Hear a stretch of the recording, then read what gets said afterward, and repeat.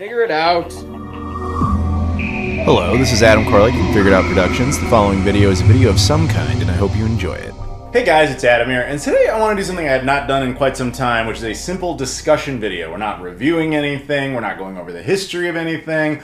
I just thought about something video game related, and I thought it might be kind of fun to talk about it. Now before we do that though, if you guys could do me a favor, please like this video, comment down below, subscribe if you've never done that before, and if you could go into the description of this video and check me out on social media. I've got Twitter, Instagram, Facebook, Discord, Patreon. Really appreciate the support on that one, especially Spreadshirt, as well as my new travel channel called Flying and Eating. I would appreciate the support on all those platforms. Thank you very much. Now, yeah, so today this is kind of an old school thing I used to do, which was just, hey, here's a random thought about something, let's talk about it. I kind of started relegating that to my podcast, so I know a lot of you don't actually listen to the podcast. You should, because that's where I do a lot of these kind of random, more topical things, or just random subjects that I thought about. But I thought in this case it would be kind of fun to talk about this. So the question before you, and this is actually something I really miss about response videos, because now I'm old enough on YouTube to who remembers response videos, where you could make a video and be like, hey, everybody make a video, and it would be like attached, you know, within the description of the videos. It was nice. Anywho, the question before you is, when it comes to video games, how do you define a collection as being complete? And there is no correct answer to this, just for the record. I'm not coming with you like, this was the proof. No, it's nothing like that. It's really just, here's my take on it, and I'm genuinely curious what everybody else's is, and we'll kind of go over some of the options and maybe my history with it, that I came to the consensus I did, and I'd be very curious, again, to see what everybody out there has to say. Now, when it comes to that, the most common answer that I got, as I've asked people this over the years, because let me start a little bit further back. So, about a few weeks ago, I was a guest at a convention in Chicago, my hometown, called VGS, Video Game Summit. It was a fun little convention. It was great. And, you know, I'm hanging with some of my buddies. I've been to a lot of conventions, so you meet a lot of the same people. You get to know them, become your friends. You're walking around the con, looking for stuff to pick up, and you get to this point where you're like, man, you know, I have that, I have that, I have that, I have that, whatever. And then I end up buying like one really big thing, a couple little things, whatever, but you know, the one big thing was something that was like obscure, and it was kind of the thing that only like myself and like other people in that same vein of like super collectors would get excited about, whereas your average person would be like, that's sitting there for a reason, I don't care about that. And so how do you get to that point, you know, where only those people care about that? And as I'm talking to the other guys who are at the con, who I see at a lot of these things, they're kind of at similar points where they're like, yeah, this is the thing I came for, this obscure, you know, revision of a PS1 game that only came out in a jewel box for a hot minute and instead of the long box or whatever it was, you know, stuff like that. Nobody goes there thinking like, I'm just going to pick up the latest Mario game on Switch, because that's not interesting. Even though it's a great game, don't get me wrong, I'm just saying like that's not what collectors do, really. So how do you reach that point where that kind of ends up happening to you?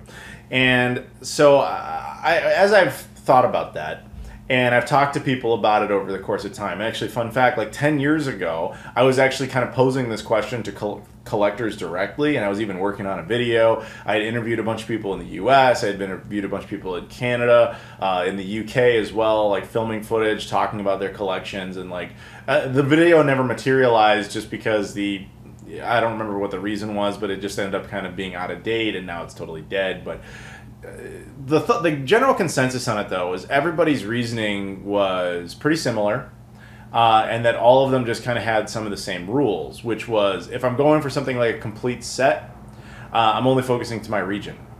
That's a very common thing with super collectors. Meanwhile, I would say your average person, like, you know, if you go into my Discord and hang out with a lot of people, and there's a lot of people that would argue that they are, in fact, video game collectors, but a lot of them have the same rules, which is like, I only collect the games I'm going to play. You know, not everybody is like, I'm just going to get everything. Then you have some, what I would argue, are the super collectors, which are kind of like, hey, I want everything under the sun, no matter what it is, I want it, give it to me. And then there's other people with very specific rules. So I look at myself and I think, if I want a complete set, I have a set of rules. If I like a console but I don't care about it enough to have a complete set, then I'm like, okay, I'll kind of take whatever I can get. And then other systems, I'm like, I want everything that came out on it, unless it came out on another system of comparable, you know, social relevance that, you know, I don't like as much, or whatever. And then some systems are like, just give me the ones I would actually play. It really boils down to a specific system by system basis. So I thought it would be kind of interesting to talk about how I got to that point, and I'm just curious how everybody else did. Because, say with games I'd only play, like that's a very common answer, and it's a very budget, responsible answer, and I would never think less of anybody for doing that. I compare that to myself with, say, movies. Now, I love collecting Blu-rays because I'm a big movie guy. I like watching movies. But I never buy movies unless I actually have seen them and I like them enough to want to own them, so because I'm going to rewatch it at some point. Thus, my Blu-ray collection is vastly more curated than, say, my video game collection. But I also, with movies, am kind of agnostic about the format, as in I'm not committed to one because it's old or it's retro or I have nostalgia for it. Like, I grew up on VHS. I hate VHS. To me, it's a garbage format that should never have existed. It served its place in history, whatever, but the second I could upgrade to DVD, I did.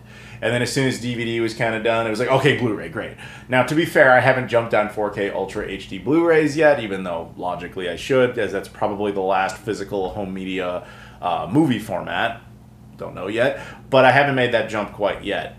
But, like, say, take a big hit movie like, say, Jurassic Park. I once owned it on VHS. When the DVD was around, that was a far superior experience. Get rid of the VHS. Don't need it. Got the DVD. Blu-rays around. Get rid of the DVD. Don't need it. You know what I mean? I just want the best version of it. But that logic doesn't apply to video games for me. So, like, something like, I got a bunch of Sega Genesis games back here, right? Sega has re-released these a ton now. I got the Sonic Genesis games. These have been released 1,000 times on more modern systems, as recently as the current generation. Have I got them multiple times? Yes. Did I get rid of my Genesis cards? No. Why is that? It's because you like collecting the games a lot more than, say, collecting movies. And that's in my specific case. Now, but the Sega Genesis is a system that, as much as I love it, it's one of my all-time, I would say it's one of my top 5, maybe my 3rd favorite system of all time, debatably. I have no desire whatsoever to get a full set of it. Never did. Don't understand why that is. I've never had that drive. There are systems I like far, far, far less that I wanted full sets of. Can I explain that? Not necessarily. You'd have to study it on a case-by-case basis. And then you have to get into what defines the set as being completed. So let's start with the one that did it all for me, and my most definitive and iconic one, the Sega Dreamcast. Now, the Sega Dreamcast is my favorite game console of all time. Now, the reasons for that I've gone over extensively in other videos, but suffice it to say, the biggest reason was that I grew up on the Genesis. Like, as a small child, that was my thing. I missed out on the Saturn entirely, didn't even know about its existence until after the Dreamcast was defunct. Tells you a lot. So for me, as a child, Sega had just kind of gone away. It was like Genesis for a while, they vanished, they're back. And that kind of pull, kind of gave an extra energy to it. I got the system right away, loved it, but only had a few games for it. And by the time it was over, officially, I only owned like 5 or 6 games. I really didn't have that much for it. And I remember thinking at that time, when I was just in middle school, so not that old at all, I remember thinking, okay, so they're done. They're not, the childhood video game company I loved so much is just not making consoles anymore. Like, that was devastating to me. And I remember thinking, like, okay, delusionally, of course, that it was partially my fault because I hadn't got enough games. I was just a kid. What was I supposed to do? You have your parents to get you games, or your family, whatever, to hook you up. Occasionally you could scrap together some cash and get it yourself, but that was, normal childhood, right? So it was my fault. So I remember being somewhat motivated to delusionally think I could fix that. So I started, whenever I could found a Dreamcast game, so you didn't find them that often, I would just kind of pick it up if I could afford it, if I had the cash, And that was how I kind of functioned on that logic throughout most of my high school years, was that I was just trying to get back Sega stuff. And kind of famously, I managed to get a bunch of consoles. I managed to get a Saturn and stuff and all that during that time. But the games specifically, I wasn't super focused on. I was more focused on the console side of things. But I eventually rounded up a lot of the games. And what really did it, and this is going to sound stupid, 2005, the launch of the Xbox 360. I had just graduated from high school. I had just started in on college. I was barely there at all. And I remember, you have to remember, this was a different era. It's delusional now, but at the time, the Xbox 360 was unique how it approached its backwards compatibility with the original Xbox. Okay? And so it was like, oh yeah, I can play Xbox games, but only like some of them. Because we were used to a time where, if you had the Atari 7800, it just played all the Atari 2800 games, like out of the box, you didn't deal with it. If you had a PlayStation 2, it just played all the PS1 games. PS3 hadn't even launched yet. Like, none of that had launched yet. Backwards compatibility was still kind of an odd novelty at that time. So with the Xbox 360, Microsoft's like, yeah, you're just going to get downloads, and all these games are just going to suddenly start working. So it seemed like insane to think you could just update a system that was brand new as a concept, but then you could update it to just play new games it normally couldn't. Crazy. And so there was a bunch of rumors swirling around back then, especially because it hadn't been that long since Sega was out of the picture. And Microsoft, that whole story about Microsoft and Sega maybe working together on a thing was still kind of out there. And of course I was young. It's just out of high school. You're a dumb high schooler, basically. And one of the rumors that was floating around out there was that after they were done with original Xbox support, they were going to update the Xbox 360 to play Dreamcast games. Like, that was a legit rumor that was floating around for a while. And I thought, delusionally, okay, I love the Dreamcast. Playing them on a modern system would be awesome. But if that happens, they're going to get really expensive. Obviously, the burned games aren't going to work. It's just going to be the real ones. So I remember running around being like, that was my core motivation to start picking up a bunch of Dreamcast games. And you have to remember, at the time, Dreamcast games were worthless. They were hard to find, but if you found them, they were cheap. So I got a bunch as I could find them locally. I started buying stuff online. Just nobody cared, right? So I managed to round up the whole North American set, which again is 248 games plus the 2 special odd ones, which I even got Sonic Adventure Limited Edition cheap because nobody cared.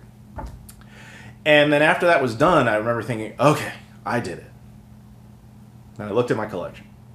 And all looked the same, except for one little oddity, which was Shenmue 2, the European edition. And the reason I had that was because Shenmue 2 only came out in Japan and in Europe on the Sega Dreamcast. It never got released here. So in the United States, GameStop actually, to their credit at the time, they just sold the European Dreamcast edition to everybody who had pre-ordered Shenmue 2, and they just included like a region import disc, so you could just bypass that and play that version, which was cool of them to do, but that's why I had it. So I remember thinking, man, I wonder if there's any other games that came out in Europe that didn't come out here. That's what I was thinking at that time. Back in, now it would have been like 2006-ish. And I found out there were about 24. And I say about 24 because I'm including some that, technically came out in Japan as well. But basically what I'm saying is games that came out there that did not come out here. And I thought it would be cool to get the European ones because they're all completely in English. I could play them all, except for Taxi Tous Les Jeux, which is a French game, but whatever, I still included it. It would be nice to get those because they're playable, right? They're just games we didn't get. Things like Rez came out there. There's a few others. So I thought, okay, let's see if I can track some of those down. Managed to find them all. Again, even in Europe, they were cheap. Nobody cared. Nobody wanted them. And with that, I was like, man, this opens the door to be able to buy stuff from other countries. Because when I would buy these games, a lot of the sellers, I remember this one guy in Scotland in particular, I bought tons of stuff off him. He had so much Dreamcast stuff. He had like the flight stick controller. He had all this crazy stuff that I bought from him that I've done videos on. I did videos on like 15 years ago. And I remember buying that dude's whole collection. He was like, this is going to cost a metric ton of money to ship over in any sort of timely manner. He's like, I can ship it over in like a cargo container, but it'll take months to get there. No joke. The guy shipped it. 6 months later, it showed up. And we became buddies. We were actually chatting back and forth back when eBay would let you message people without like actually committing to a purchase. Anyway, whatever. So I remember getting all that stuff, and it just kind of motivated me to finish that. So once I finished all that Dreamcast hardware and finished those European Dreamcast games, I was like, man, all that's left is those Japanese ones. But those Japanese ones are impossible. And this wasn't the Google Translate era. It was not exactly easy to find out what a game was, what it's, all the details about it. But I kind of got hooked in. I was like, I kind of want to get the whole thing, man, because I'm not that far away. At least that's what I thought. So I sat there with what I had access to at the time, looking through every sort of list that existed of Dreamcast games and finding out, okay, which ones only came out in Japan. Crossing them off, figuring it all out, get my list, my curated list of here's everything that came out in Japan that never came out in the US and never came out in Europe. And I managed to, back then, it was just eBay again. It was like eBay, Play Asia was really, huge back then. A little bit of Lixang, I think, although I think they got shut down around that time because Sony and the PSP deal, well, that's a different story. So I managed to round all these games up, right? And I get them, and then eventually the set is complete. I even have some of the most obscure ones, the ones that are totally impossible. The rarest Sega Dreamcast game is Grauen no Torikagu Capital 6 Senritsu. I have 2 copies of it. Even Sega themselves in their own archives does not have a copy of that game. I know that because I went there personally. That's a different story. But point is, I managed to finish that whole set by my definition. But by most people's definition, that would be extreme overkill because the majority of the library would not be playable to them for language reasons. It also came out in countries they are not from and probably are never going to. Why do you care? But that's just how I defined it in that case. But then I myself draw borders because even though I have the full independent set of every official game that came out, and when I say official, I mean everything that got a press release, there's a whole bunch of stuff that came out on like burn discs that I'd never cared about for that reason. That's where I drew a line. Or even stuff that did come out officially, but it wasn't considered a game, things like demo discs. I just kind of got what I could find and never really considered it a factor. So that's why I have some of this stuff in front of me. This is a very rare Dreamcast demo called What's Shenmue. Now, What's Shenmue is the basic version is vanilla. You can find that anywhere. It's super cheap. It's like a 500 yen game, which is like $3, nothing. This is the Famitsu edition. Now, this version has a slightly different colored manual and says Famitsu, referring to Famitsu magazine at the bottom. This is one of the rarest releases on the system because there were only 50 copies of this produced, supposedly. And I remember buying it just for junk on eBay. Nobody cared. The guy was like, I don't know, $5 because it's just, to him it was junk. This is impossible to find. Is the collection complete or incomplete without it? See the problem? Like, to me, it's complete, but it's a bonus on top of it. Did I need this in order for the collection to be complete? No. But then again, that's a rule I have drawn for myself, where other people might say, I don't need anything from Japan for the collection to be complete. And it goes on. I've got a few examples I want to point out like that. But that also meant with the consoles. I don't have every iteration of the Dreamcast ever released, like the Hello Kitty ones. I don't have those. But in the meantime, I have plenty of actual Dreamcast consoles. I have development hardware. I have a kiosk. I even have that Divers 2000 Dreamcast, but do I have the Hello Kitty ones? No. Is my collection complete without them? I would argue, yeah. But to a hardware enthusiast, no, it's not. You know what I mean? And so then I look at other systems I treated, like that. If I look at the other full sets I've got, I have some ones that don't make any sense, but I got them for totally different reasons. I have a complete Atari Jaguar CD collection. Why? Because there's only like 13 games released for it. I managed to get a Jaguar CD when nobody cared, when they were worthless. I got it for basically nothing, and it came with like half the library, like 6 games right away. So then I was like, well, what are the other 6? Or, well, 7. And I found out they were all like totally easy to get. And I was like, whatever, just get them. Then your set's complete. The only one exception was like, I think it was a game called World Tour Racing. And at the time I had a huge pain finding it, but I did find it. And then it was like, okay, I'm only one away and then it's done. Great. Was I hugely motivated because of some deep love for Atari? Not really. It was just easy.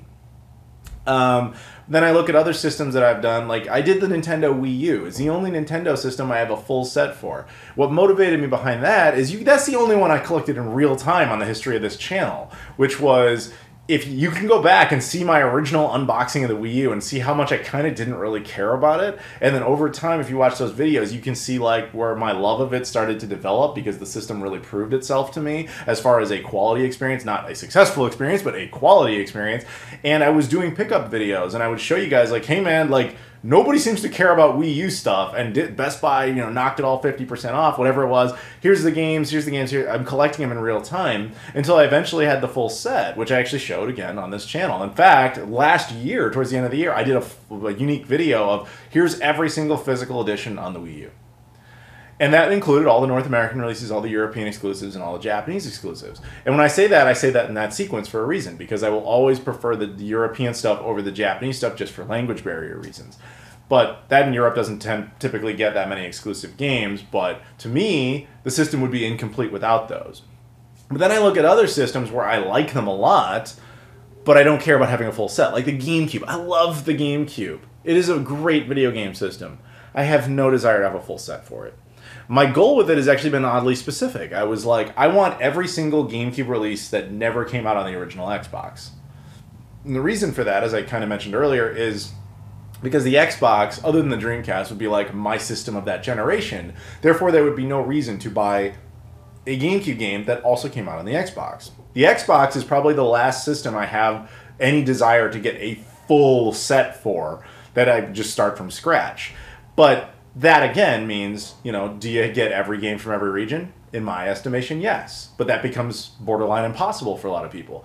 People blame YouTubers for, games becoming rare and expensive or whatever. The only time you can truly blame one for me is this game. This is Daemon Vector for the original Xbox. By far the rarest game on the system. And the reason for that is it only came out in Taiwan and Singapore. Now, this game was considered a rumor for years. The artwork was available online. Nobody was known to have an actual copy of it. I one day was just doing a Google search on this game, and I was just like, man, I wonder if there's any place I could look and see it. And then there was this random website called Cartwheel I had never heard of before. And there was a guy selling a copy. Like, he had the disc, he had everything, and he was based in Singapore. And I was like, wow. So I messaged the guy and asked him if he would sell it to me. He's like, oh, I only ship within Singapore. I'm like, dude, I'll pay for the shipping to the US. I don't care. And he was like, all right, if you're sure. And he sent it. And I remember showing it in a video and being stunned. That video, the Xbox community freaked out because I was the first person known to actually have a copy of it. And since more people have found it, because everybody started looking around Taiwan for it specifically, now it's like the rarest game on the system.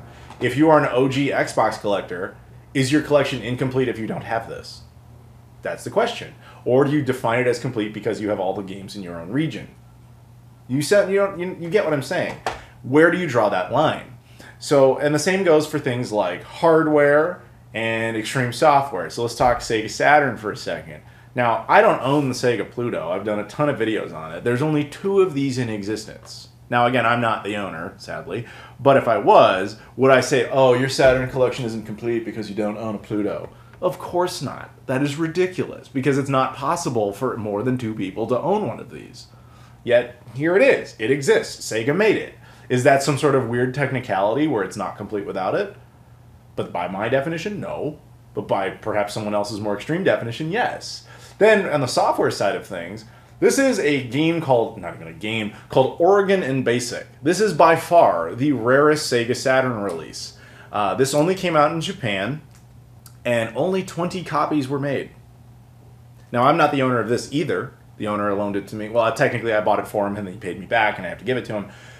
I found this in Japan in a hard-off. What this was, as I understand it, there was a house for sale in Oregon.